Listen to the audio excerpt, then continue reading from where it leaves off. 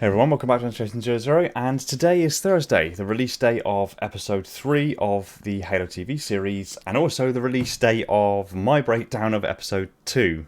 So I'm recording this literally on the evening that video goes live. So I'm catching up gradually, but we'll get there. Yesterday wasn't a great day. I had like a sinus kind of thing and was just feeling groggy and under the weather, and my throat wasn't good, so I was in no real position to kind of make any content, but I'm seemingly on the mend now, which is good. Today we're doing our thoughts and theories on episode 3 of the TV show, Visegrad, and there is a lot to break down in this episode. It definitely feels like the kind of calm before the storm kind of episode. So, with nothing more to say, roll the intro.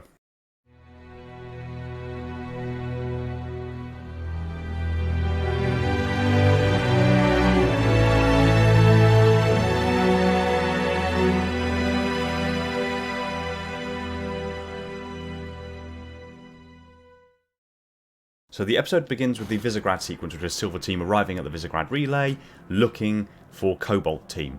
When they get there, there's no evidence that anyone has been there for a while. There's some evidence that they left in a hurry, but it looks abandoned, which is odd for what is ultimately an inter-system communications relay for the planet of Reach, kind of tapping into the inter-system network to better communicate with other colonies, as well as a key point for the communications grid across the entire planet. After infiltrating the relay and looking for Cobalt Team, they find that the signal that's being emitted from the relay is exactly the same signal that was being broadcast at Sanctuary. Silver's redirection on the way to Visegrad relay was evidently spotted by High Command, and they dispatched High Command Office of Naval Intelligence operatives to intercept them. When they arrive, there's a bit of a standoff between them where Chief basically demands that they're impeding his mission and to get out of the way, and they counter, there is no mission, why are you here? But for only to send that kind of a response suggests to something else going on, and John has a feeling that Cobalt Team were there and he feels like he can prove it, but is ultimately shut down nonetheless. Back at High Command, Silver Team are going through disciplinary action headed by Admiral Keyes,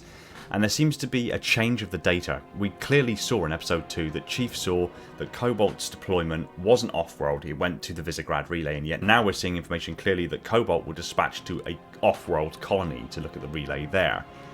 That's in complete juxtaposition to what we saw in episode 2, and we know the Office of Naval Intelligence are capable of doing this sort of stuff. So this is clearly a manipulation by the Office of Naval Intelligence. And I guess the long-term goal is simply just to discredit the Master Chief to the point that they can kind of shun him out, and that opens the way then for Ackerson to push forward his Spartan 3 program. This is very in line with the Hunt the Truth narrative, and the whole narrative that was playing around the Halo 5 advertisement campaign as Oni basically turning on the Chief. I know that obviously what we got in Halo 5 was in complete juxtaposition to those expectations laid in the advertisement campaign, but I think we can all agree Hunt the Truth and the ads running up to Halo 5 were fantastic and were driving at this narrative that Chief was going to go rogue. He was going to become a rogue Spartan, he was going to defy orders, and we were going to follow him through that journey. And I was down for it. I was completely there, by his side, ready to do that.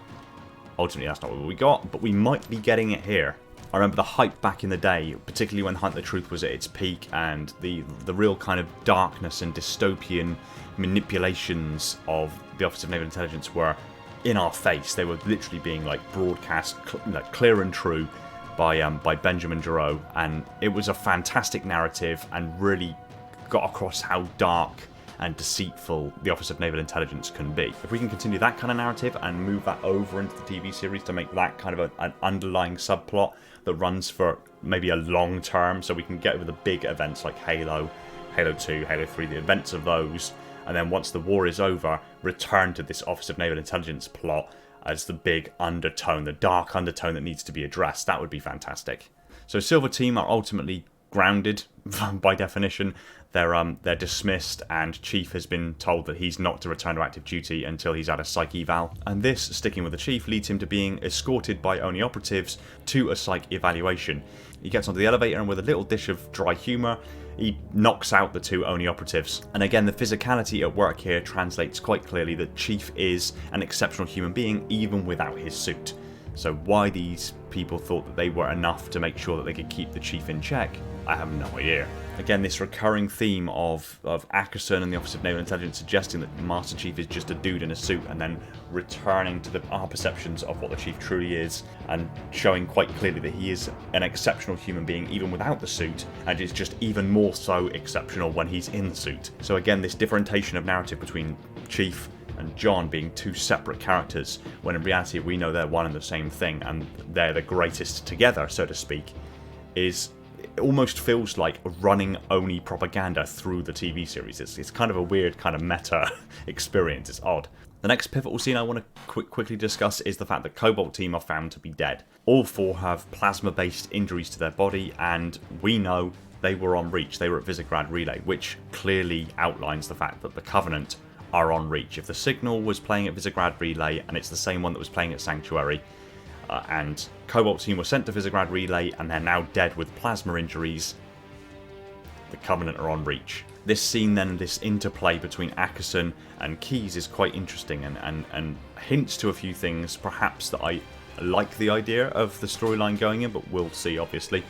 The winter contingency is mentioned, which is great, but it also leads me to believe then that we're probably not going to see Noble Team this season, which is a shame and definitely what I think is a missed opportunity. Keyes in this episode really kind of comes into his own, and he starts demonstrating that level of defiance and dedication that he is so well known for in the mainline lore. Keyes was actually originally demoted because he wouldn't tell on his superior officers and say who was at fault during a particular incident, and then was punished as a consequence. He had a sense of honour and duty outside of the rank and file and the chain of command, and it cost him her rank. This scene also, I think, is talking to a wider narrative in that the Office of Naval Intelligence, seemingly led by Ackerson, is actually starting to lose the support of UNSC High Command, because Chief is seemingly kind of the personification or the physical representation of High Command. He's on the High Command kind of council, he's got a seat at the table, so to speak, and he's now in direct opposition with Ackerson. He insists that they need to tell people, they need to evacuate,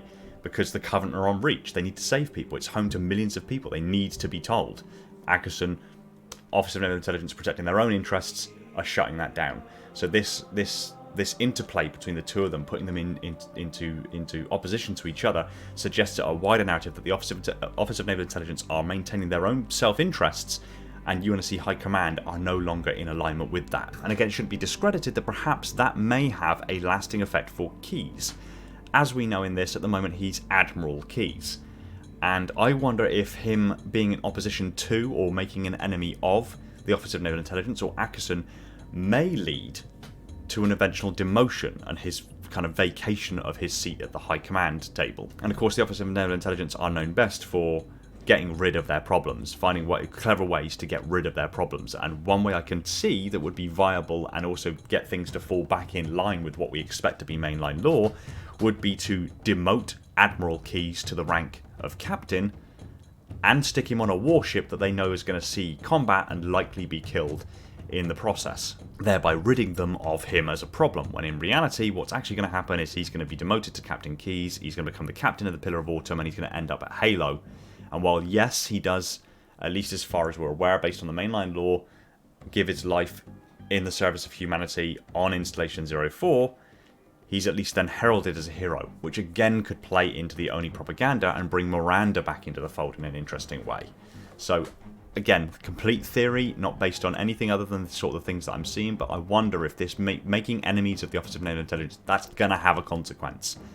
And it would be ideal if that consequence put Keyes onto a trajectory that we're more familiar with in regards to the wider lore. That's my opinion on that. We then get this shot of Parangoski and Chief having a discussion again, and she's speaking on control, and Chief is countering and saying no, he's not controllable. He's done with that part of his life. He had the chip implanted to his spine. He blindly followed orders and was being controlled. It's not happening again. He knows that he is better than that. He knows that he is better in this way.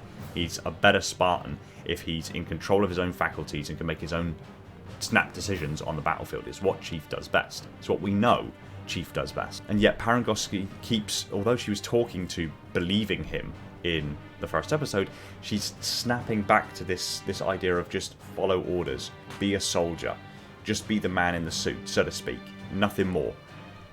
Chief is meant to be more than this. He is meant to be more than just a soldier that blindly follows orders.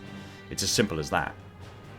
Then he gets a feeling about things and he calls her bluff. He goes to move, and when he goes to move, it reveals that he is surrounded by Office of Naval Intelligence officers, which means Parangoski never left her position. She's still the Office of Naval Intelligence, which plays perfectly into what she's supposed to be. She's the Commander-in-Chief of the Office of Naval Intelligence. Her secrets have secrets. She can arrange to have you dice up into small cubes and make it look like a suicide. She is the nth degree black operative kind of deal, and she's perfectly in line with this. This kind of double agent kind of feel plays into her role of what she truly is, which means that Ackerson, although Ackerson has claimed that he is Oni, he's not. She is.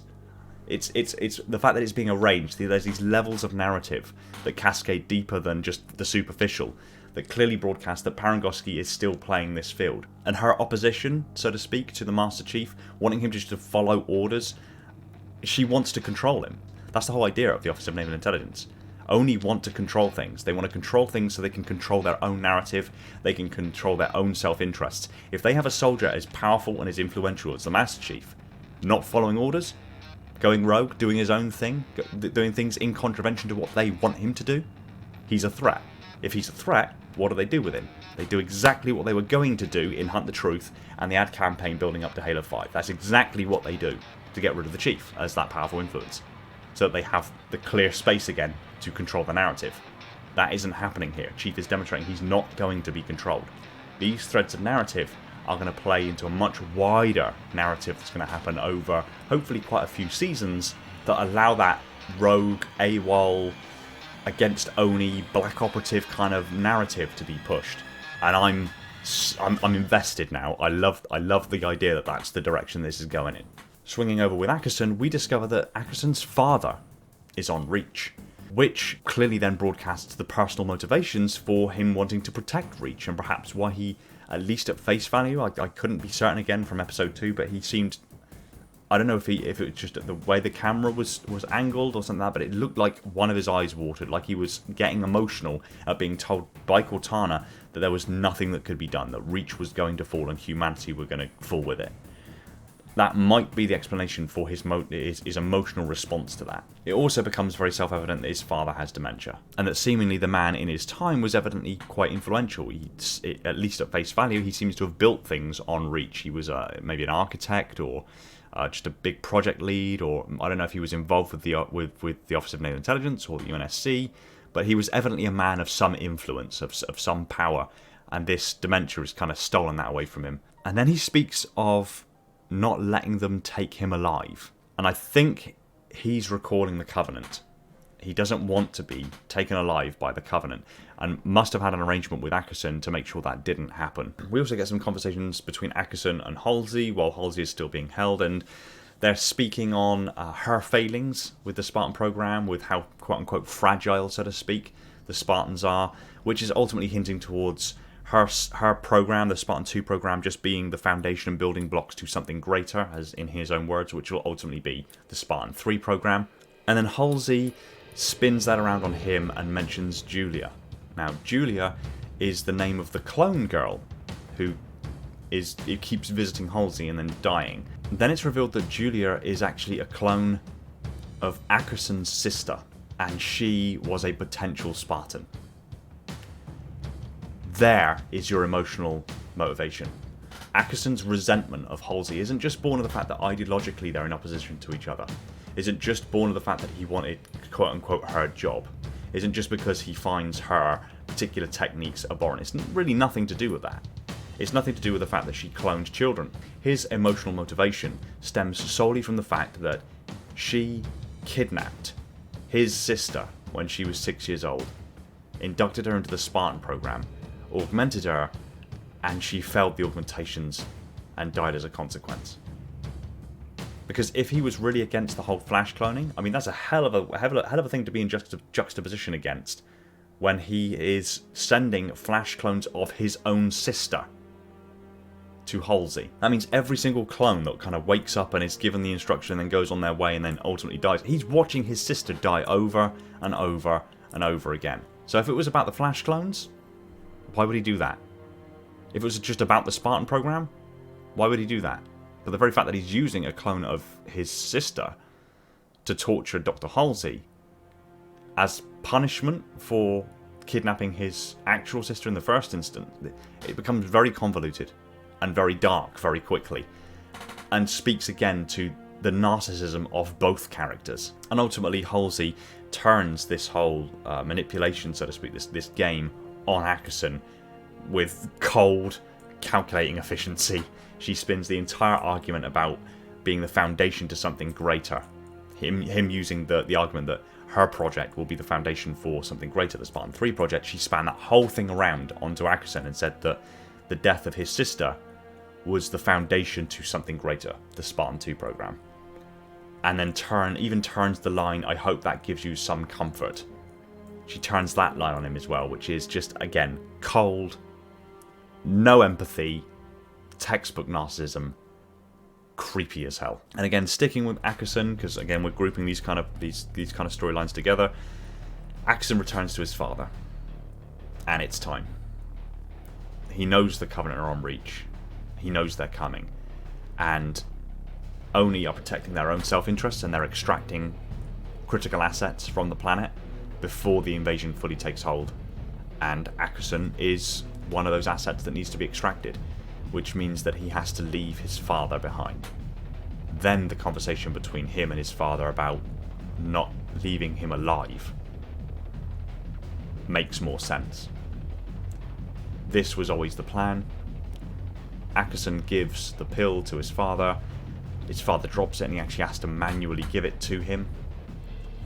And then brings in the clone of his sister to comfort his dying father in his last moments, with the clone dying, I assume, shortly thereafter, which adds a darker backstory and motivation to Ackerson that makes you both sympathise with him, but also kind of feel opposed to him, so to speak. Why would you use the visage, so to speak, of your sister in that manner? Not just... It's one thing using the visage of your sister to comfort your father with dementia after you've given him a suicide pill, because you know the Covenant are coming to destroy the planet and you don't want to leave your father alive to have to suffer through that. But also then using the visage of his sister to manipulate Halsey, who kidnapped his sister in the first instance, to put into the Spartan. It's dark. And it adds layers to Ackerson's character, which, like I say, you both sympathise and empathise for, but also kind of hate at the same time.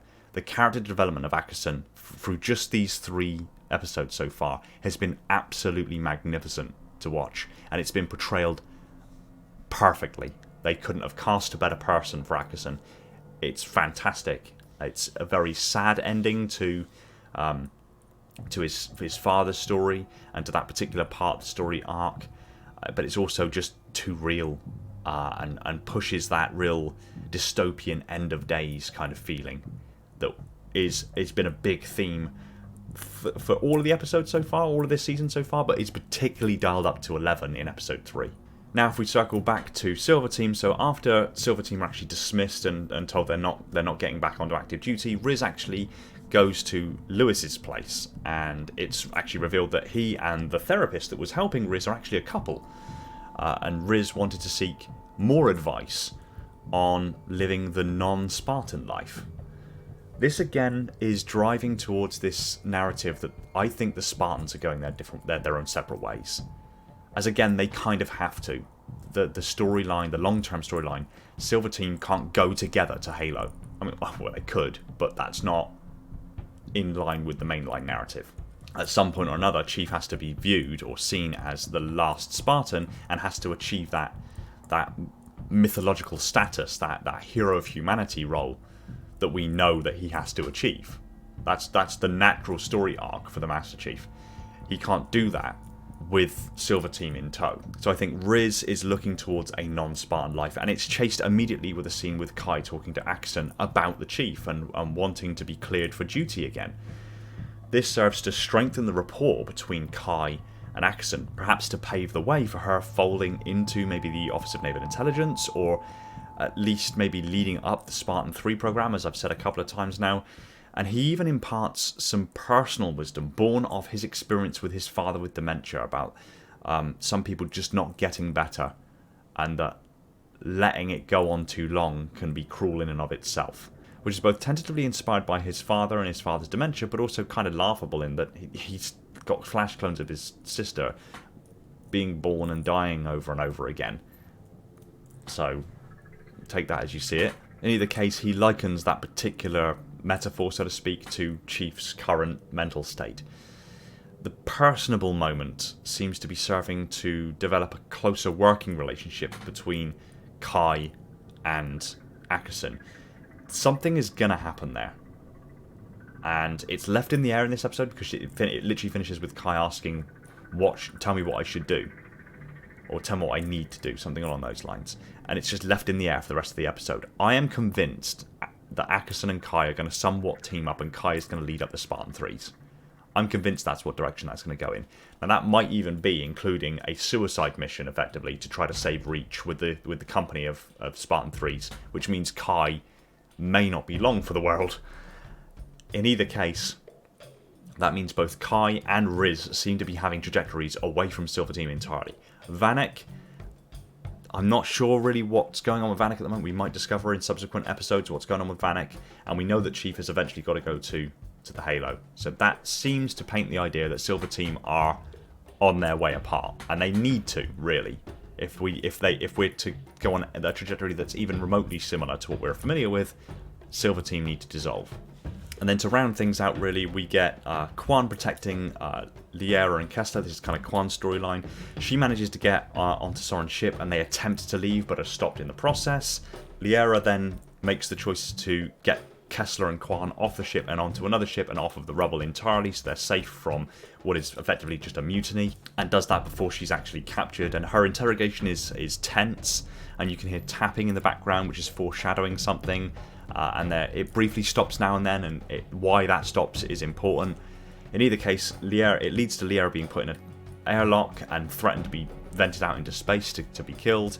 But before that happens, her captors are killed, and it's revealed that Quan wiped all of them out. And it's then revealed in the subsequent scene that the tapping that could be heard was Quan luring them out by tapping her knife against a railing to draw people across so she could kill them one at a time. Which makes her pretty damn lethal, and this is an interesting turn for Quan's storyline. And then finally at the end we get the scene of Chief finding Corporal Perez in a church where she's kind of trying to seek some comfort on what's going on, and they have a discussion, and she gives Chief the reassurance that he's needed all this time, that he's not just imagining things, there isn't something broken inside of him, that the signal that he heard is real, and even that McKee, whom he thought he was just seeing a dead person, was real, because Perez saw it as well. And even goes further in that she knows communications and disseminates the communications and finds that there's actually a message hidden within this blocking transmission that's preventing communications across the colony, and that the signal is likely from the Covenant, possibly even from the Arbiter or the Leader Elite that we've seen, basically heralding the arrival of the Covenant and the destruction and fall of Reach. And even names the Chief directly by calling him Demon. And then the episode literally ends with an explosion outside, and that, I assume, is the beginning of the fall of Reach. The closing episode sees many of these major storylines beginning to come together, while also simultaneously providing a narrative reason as to why Chief then ends up as the only Spartan to actually reach the first Halo ring. Riz seemingly looking for a non-Spartan life, Kai seemingly maybe heading up the Spartan 3 program alongside Ackerson, Vanek doing something, probably watching animal documentaries, and then Chief being the only one left effectively to get on the Pillar of Autumn and end up at the Halo, while also setting up that Keyes is now in opposition to Oni. That conflict has to have a resolution. Oni are going to want to get him out of the way. The best way they can do that is to demote him, whack him on a starship that they think is just going to get destroyed. That turns Admiral Keyes into Captain Keyes, whacks him on the Pillar of Autumn. That comes together. That's a nice way to bring that together nicely. That also brings further motivations then to bring Miranda Keyes back into the fold as kind of an active duty commander, as opposed to the science role that she's been leading up to this point. The beginning of Ackerson's storyline of actually really bringing the Spartan 3s to bear could potentially then lead to the circumstance where the Spartan 3s go to Onyx, and then at Onyx they discover the shield world within, the Trevelyan shield world, and all of that storyline to come down the line, We've got Soren and Halsey now finally face to face with each other. I have no idea how that's going to play out at the moment. Obviously, Soren, by definition, is in opposition to Halsey, so he wants to really kill her for what she did to him. But that might not be how it plays out because they have a common enemy with Ackerson, and of course now the Fall of Reach is taking hold. It might be that they work together to get out of that circumstance, and then I'm not sure how Soren would play into things in the long term. But I do have some theories which I think some people are probably not going to like, but I think it's a possibility that it's heading in that direction. Do I want to talk about it? Okay, you heard it here first. I think Soren's storyline has brought him to Reach for a purpose, and I'm probably wrong. It might not go in this direction whatsoever, but I have a feeling that Soren is going to step into the role of Sergeant Johnson. I know. People are probably not going to particularly like that, but it seems logical to me that Soren might end up fighting. We've seen scenes in the trailers of Soren fighting alongside Chief out of armor. Soren's in no state really to be wearing power armor anymore, but he's got that kind of more loose comedic aspect to his character. I wonder if ultimately the long-term play out for Soren's role is that he steps into the role that would have been occupied by Sergeant Avery Johnson and becomes Johnson's narrative through Halo CE and beyond. If it's done well, people are still going to be funny about it, I get it, but if it's done well, that might actually have more of a payoff, so to speak, emotionally in the long term than bringing Johnson in as a new separate character right now. Having that additional back history, that additional relationship before everything, playing into his eventual role to be in that kind of a line down the way, may have a more emotional meaning down the line. Just a guess, just a shot in the dark, just a really raw prediction. I'd love to hear what you have to say on that particular prediction. Overall, my thoughts on the episode is that it's very much the calm before the storm kind of an episode. Not a lot of action happens, there is quite a lot of dialogue, but it advances the plot of all the main narratives and also starts to push them together, or at least paints a picture of where the direction of these different narratives are going. And it seems to be going in the right kind of direction. So the tension is palpable from scene to scene. Everything feels at risk. Everything feels like dire consequence. Like there's something looming over the horizon. We just can't see it yet. The whole episode feels tense. A real sense of impending doom, scene to scene. And I'm loving it. And I love the idea that Chief's going to kind of really seize control of his own future, his own fate, even if he stands in opposition to the Office of Naval Intelligence. So, broadly speaking, that's where I am with episode 3. I look forward to your comments. Let me know what you think. Do you think it's possible Soren might end up in a Sergeant Johnson kind of a role in the future? Do you like that idea? Do you not like that idea? I'd love to hear your opinions. And give me your opinion on what's happening with Silver Team. Broadly speaking, where are they going? What's happening with Silver Team? Are they going to be disparate and Chief's going to be on Halo on his own? Or is there something else at play that I'm not seeing? Love to hear your comments. Take it easy, everyone, and until next time. Thanks for watching. If you enjoyed the video, consider smashing the like button and leave a comment below on what you'd like me to cover next. Big shout out to my patrons, Spartan10148, the Metarch of my installation, Falcon, Prophet Bear, Mikhail, Sophia, and Ashley, my dutiful monitors, Darian, Scarab, Spartan0137, Anthony, Ghost, Aaron, Chris, Jacob, Sean, Element Zero, Somatic, Jordan J3, Dan, Mr. Keys, Directal, Gunslinger, Jacob, Bandmill, Echo, Evermore, Officer Cat, and Personal Devil, my diligent sub-monitors, my fleet of Strato Sentinels, and my loyal enforcers.